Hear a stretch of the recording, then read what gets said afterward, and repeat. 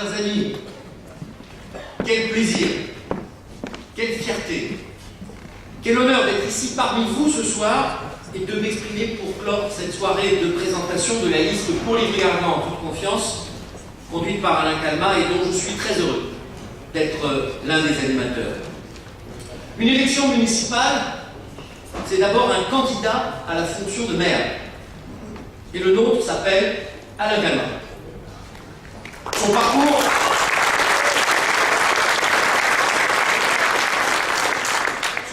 d'homme, grand sportif qui a porté au plus haut les couleurs de la France, chirurgien de renom durant de nombreuses années dans le principal hôpital de notre territoire, ministre d'un gouvernement de François Mitterrand, plusieurs fois député, fait honneur à notre ville.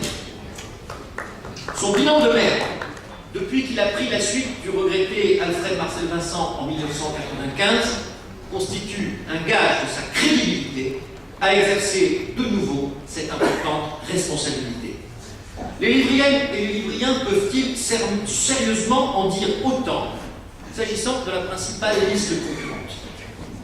Imaginez que les animateurs de cette liste ont attendu hier soir pour décider lequel de leurs duettistes serait autorisé à prétendre à la fonction une fois les divergences de boutique entre leurs chefs départementaux de leur formation politique respective soit enfin tranchée.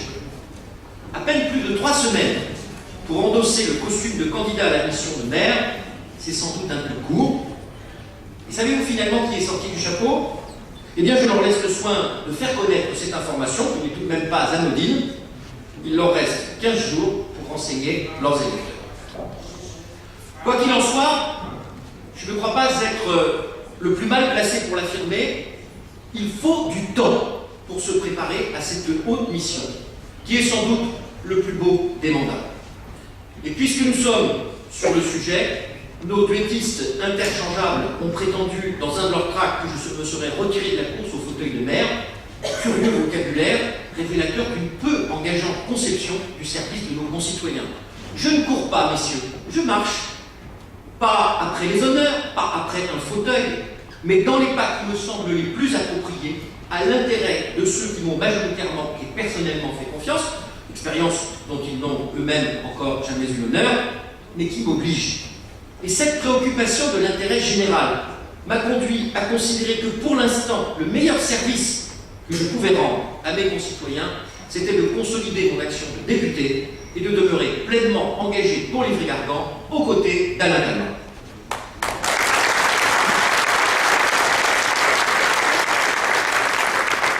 Une élection municipale, c'est aussi une équipe. Et celle que notre maire vient de vous présenter a belle allure. Moi, je suis fier d'en faire partie. Elle compte en son sein des élus expérimentés, parce que la gestion d'une commune comme les Briardants, ça ne s'improvise pas. Mais elle accueille aussi, pour moitié, de nouveaux candidats, afin d'apporter un regard neuf sur les dossiers.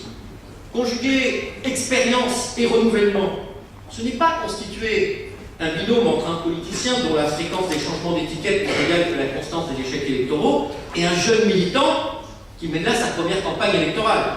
Tous les candidats qui sont ici, qu'ils soient sortants ou pas, ont fait leur preuve au service des autres dans la vie citoyenne de la commune, mais aussi dans la vie économique et associative de l'Ivry-Gardon.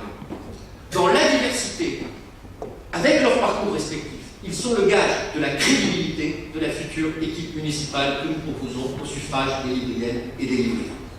Merci, mes amis, d'avoir apporté votre soutien et votre participation à cette belle liste.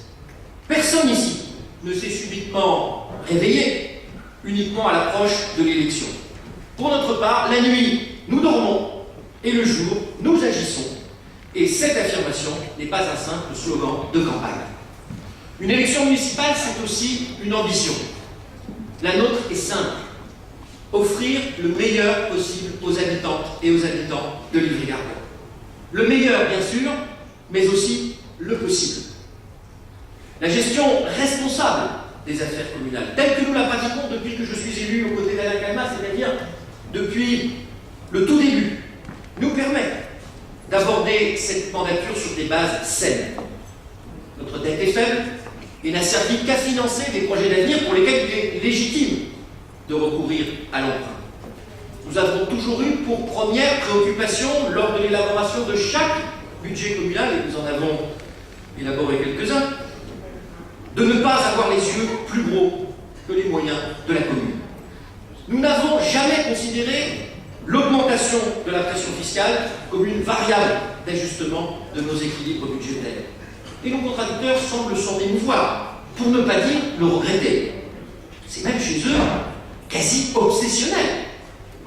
Dans leur livre noir du maire sortant, au titre aussi sinistre que sa mise en page, ils nous donnent acte, mais pour le déplorer, d'avoir tenu l'engagement que nous avions pris en 2008 de poursuivre une politique fiscale maîtrisée. À quel prix, écrivent-ils? Quel prix auraient payé les Livriens avec vous? Est-on tenté de leur répondre. Ils écrivent encore: les impôts n'ont augmenté qu'une seule fois au cours de la mandature. Est-ce un bien ou un mal?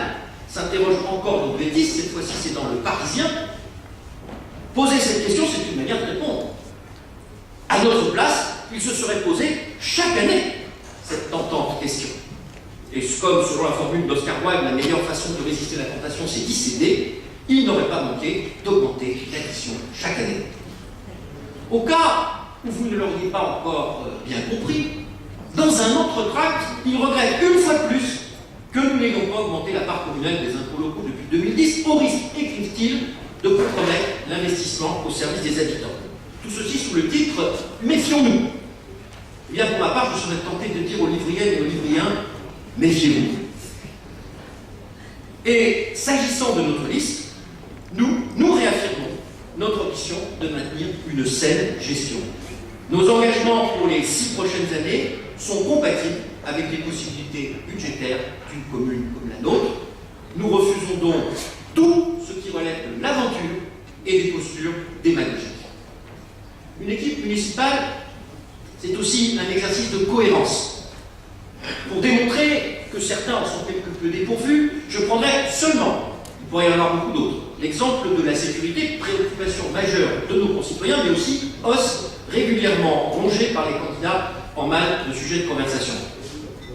Durant 10 ans, Alain Calmat l'a rappelé tout à l'heure, les amis politiques de nos budgétistes ont tout fait pour ne pas honorer l'engagement de l'État, pris en 2001 par le gouvernement de Lionel Jospin, auprès de notre député, qui s'appelait alors Alain Calmat, de construire un nouveau commissariat de police à Livry-Gargan sur le site de l'ancien centre des impôts.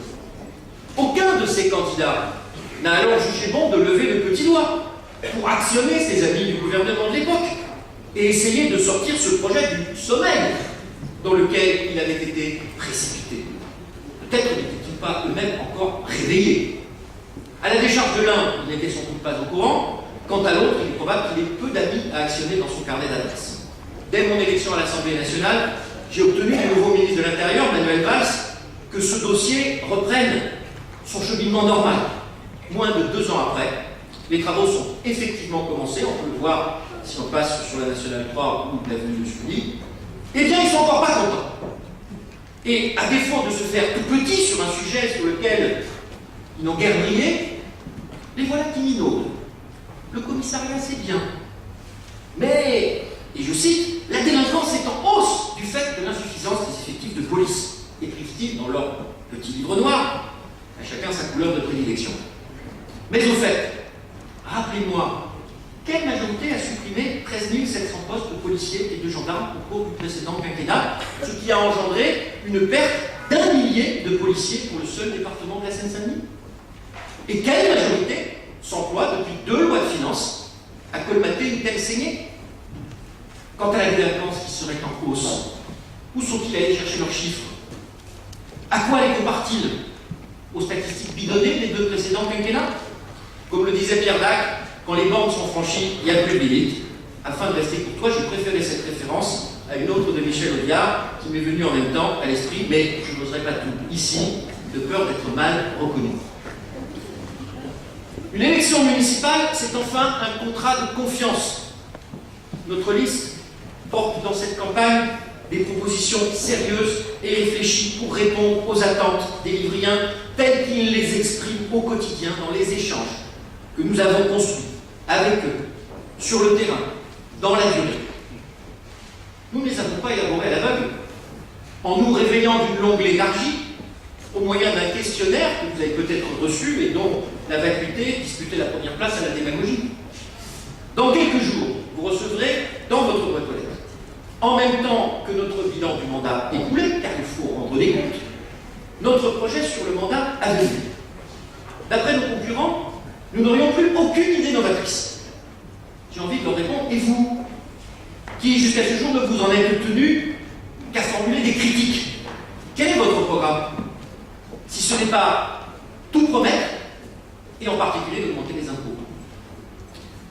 Ce n'est toutefois pas à eux que je veux m'adresser ce soir pour terminer ce propos, mais à vous.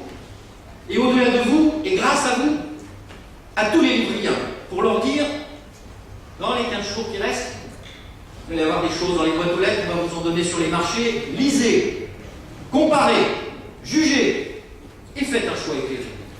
Participez au choix de l'avenir de votre ville dès le premier tour. C'est plus prudent dès le premier tour parce que quand il y a seulement 3 listes, on ne sait jamais ce qui peut arriver. Et votez pour notre liste, pour l'Ivry-Gargan en toute confiance, conduite par notre maire, mon ami Alain Calvat.